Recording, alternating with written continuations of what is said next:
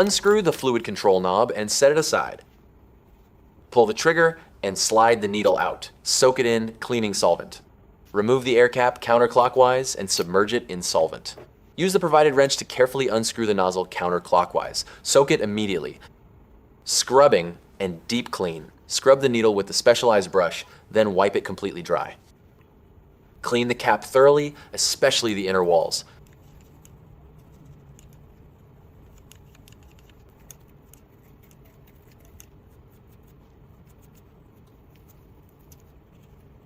Carefully clean each air hole, including the assisting air holes, shaping air holes, atomizing air hole, and paint hole.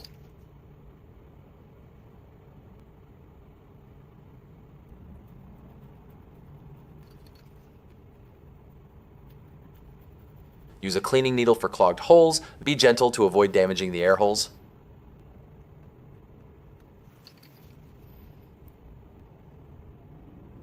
Remove the distribution ring. Soak and scrub it.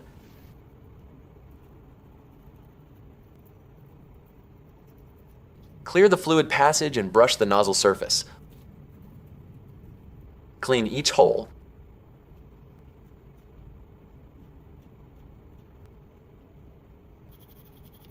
Clean the paint passages with a brush until they are thoroughly clean.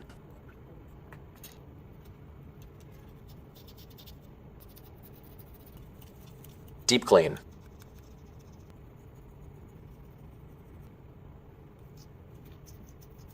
Use an air gun to thoroughly dry the spray gun. Blow dry to remove any remaining residue.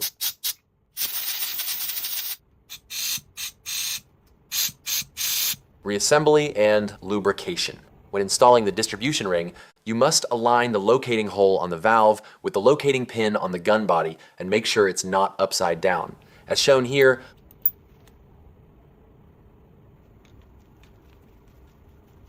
thread the nozzle clockwise using the wrench. Handle with care to avoid damage. Apply spray gun lubricant to the needle friction point, then reinsert it. Grease the spring and threads before reinstalling the control knob. Apply lube to the air valve stem and pull the trigger a few times to distribute it. Give the gun body a final wipe down. You're ready for the next job.